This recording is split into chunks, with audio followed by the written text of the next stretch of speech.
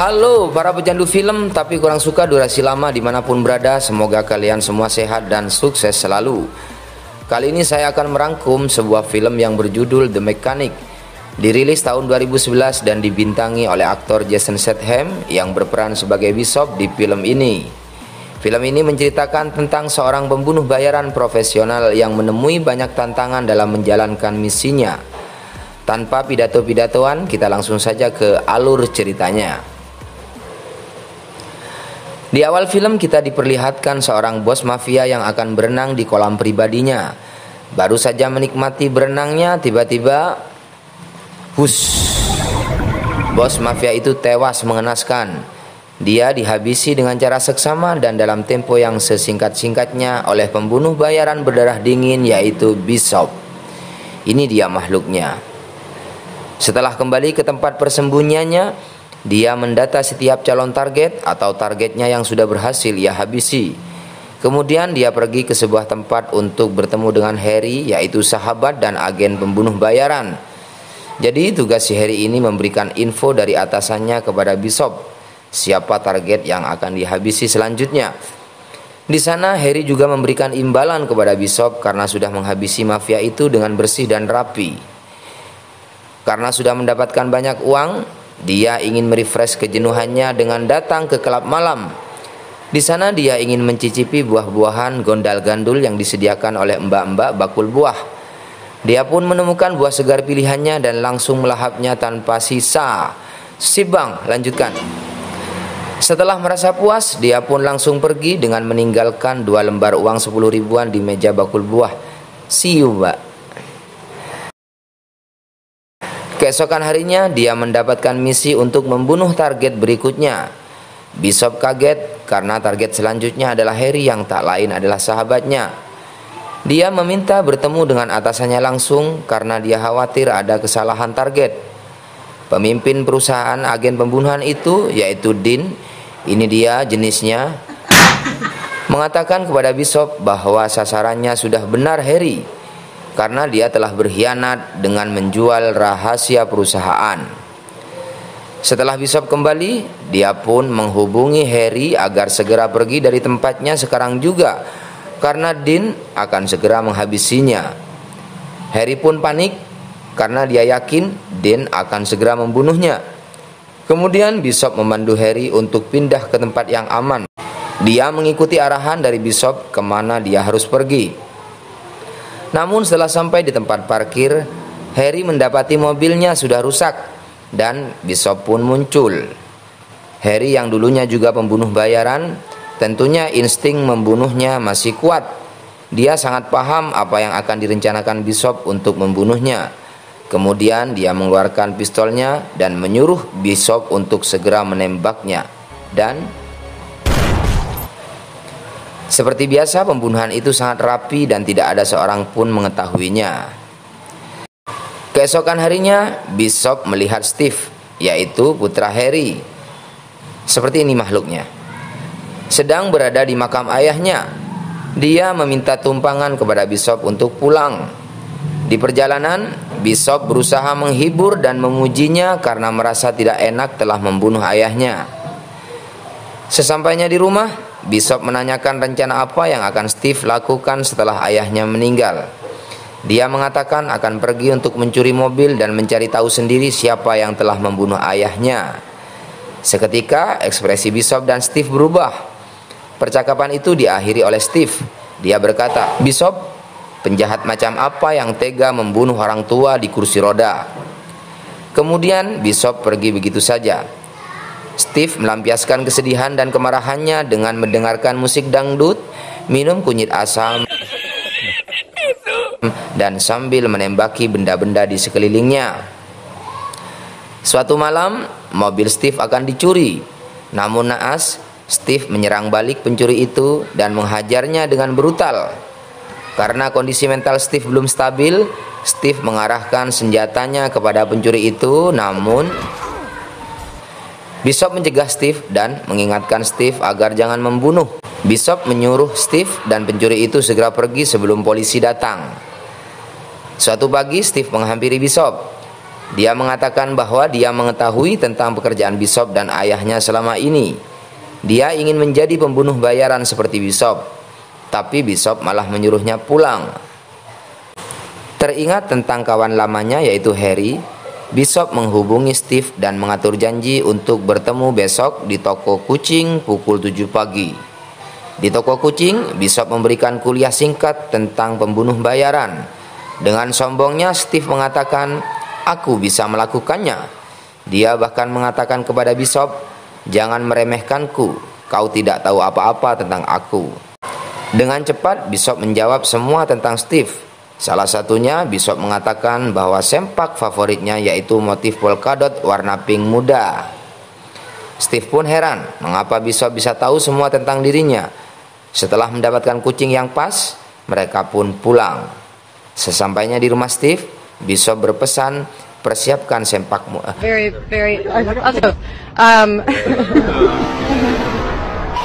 Maksudnya persiapkan mentalmu karena besok akan jadi hari yang melelahkan. Bishop mulai melatih Steve keterampilan membunuh secara profesional. Dia pun memberinya buku yang berisi tutorial menghabisi orang dengan cara yang sopan. Tanpa sengaja di garasi mobil, Steve melihat Bishop sedang mengerjakan sebuah mobil yang sudah dia kerjakan selama 2 tahun. Agar tidak banyak tanya lagi, Bishop mengajak Steve untuk menemui seorang penjual senjata ilegal. Bishop memesan senjata kepadanya dan memberikan segepok uang. Setelah itu, di luar dugaan,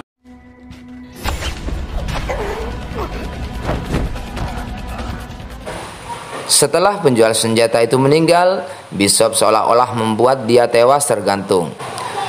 Dan anehnya lagi, di depan mayat itu, Bishop memberinya hiburan terakhir, yaitu video tentang pelajaran cara berkembang biak.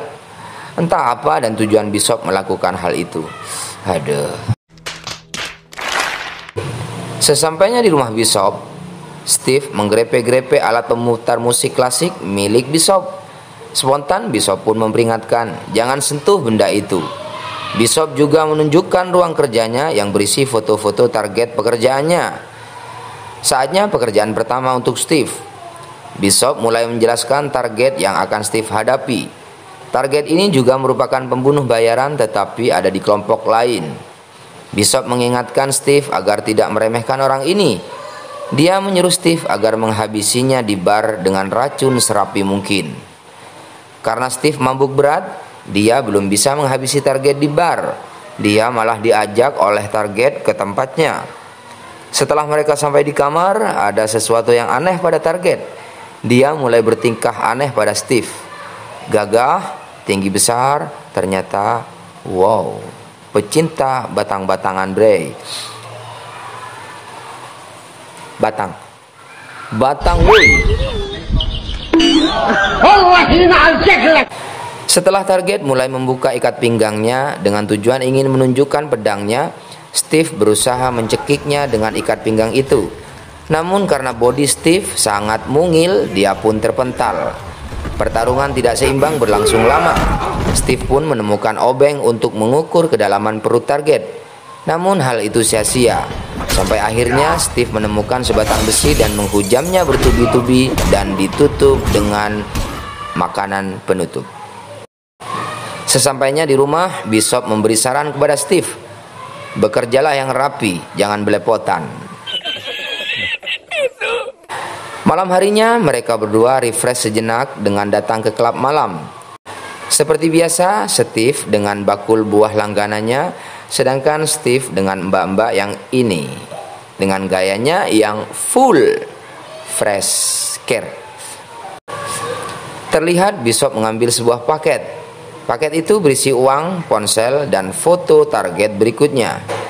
Kemudian Dean memperingatkan Bishop agar tidak melibatkan orang lain, yaitu Steve, dalam menjalankan misinya. Bishop mempelajari target berikutnya dengan sangat rinci dan teliti. Target kali ini adalah pemimpin aliran sesat yang hobinya mengunboxing para perawan, kemudian menyuruh mereka aborsi secara paksa. Kita sebut saja dia Pak Kancut. Dengan persiapan yang matang, mereka mempersiapkan semuanya dengan teliti untuk menjalankan aksinya. Selain seorang pencangkul perawan handal, ternyata Pak Kancut kecanduan obat sejenis narkoboy setiap harinya. Setelah obat itu disuntikkan, saatnya mereka beraksi. Bishop dan Steve menyelinap melalui dinding ruangan Pak Kancut. Kemudian mereka memasukkan kamera ke dalam tenggorokannya. Pak Kancut pun tersedak dan wassalam. Setelah dokter pribadinya masuk, barulah mereka semua sadar bahwa Pak Kancut sudah modiar. Merasa ada hal yang tidak beres, seisi ruangan berusaha mencari tanda-tanda tewasnya Pak Kancut. Sementara Bishop dan Steve masih berada di balik dinding. Tanpa sengaja Steve menjatuhkan Moore ke ruangan Pak Kancut. Kebetulan di balik tempat mereka bersembunyi terdapat cermin. Anak buah Pak Kancut berusaha melihat sedekat mungkin dengan cermin tersebut, dan semua anak buah Pak Kancut menembaki mereka dari luar dinding. Perkelahian dan adu tembak tak dapat dihindari. Akhirnya mereka terjun dari atap menggunakan tali. Mereka berpencar dan berhasil lolos. Ketika Bishop sedang duduk santai melepas lelahnya, dia melihat seorang yang diceritakan Dean telah dibunuh oleh Harry. Merasa ada yang tidak beres, Bishop pun mengikutinya.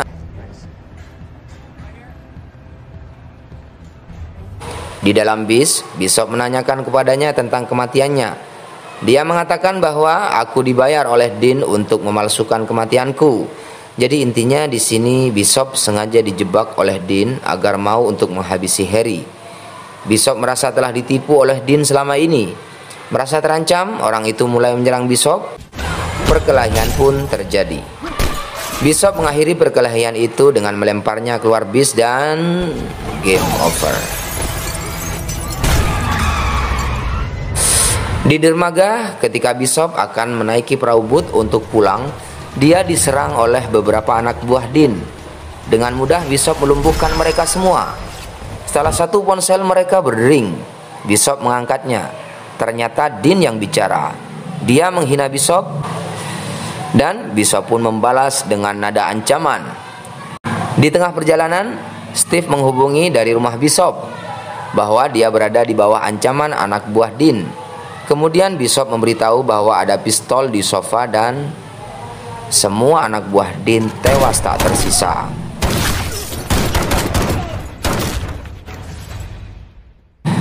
Setelah sampai, Bishop menyuruh Steve untuk membawa semua senjata ke perahu boot untuk pergi ke tempat yang aman.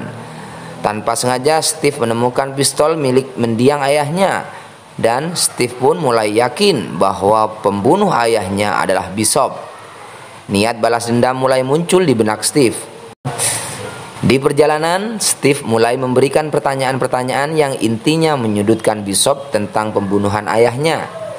Karena Bishop ber-IQ tinggi, dia pun sangat paham apa yang dimaksud dengan pertanyaan Steve. Sedangkan Steve belum mengetahui bahwa selama ini Bishop telah dijebak oleh Dean. Mereka pun menuju ke rumah seseorang yang diyakini mengetahui keberadaan Dean. Tanpa basa-basi, Steve mengarahkan senjata ke kakinya dan dor.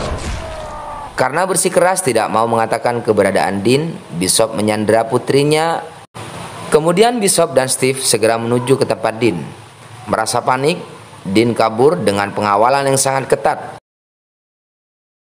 Aksi kejar-kejaran dan tembak-menembak pun terjadi. Bishop yang saat itu mengendarai truk forklift jumbo seketika menyundul mobil Dean, dan mobil Dean pun terbalik. Kepala Dean keluar dari mobil dan Mr. Dean pun modiar. Di perjalanan pulang, Steve lagi-lagi berbicara aneh. Bishop merasakan ada yang tidak beres. Saat mereka mengisi BBM di pom, Steve turun dan meninggalkan Bishop sendiri di dalam mobil. Steve sengaja menumpahkan bensin, kemudian ternyata selama ini Steve ingin membalas dendam atas kematian ayahnya. Setibanya di rumah Bishop, Steve penasaran dengan pemutar musik yang tidak boleh dia pegang saat pertama kali dia di sana. Kemudian dia memutarnya dan menuju ke garasi untuk mengendarai mobil buatan Bishop yang selama ini tidak pernah dikendarai sekalipun oleh Bishop sendiri. Setelah mobil melaju, Steve berhenti sejenak dan membaca secari kertas yang berada di dalam mobil yang tulisannya, "Jika kau baca ini, berarti kau mati."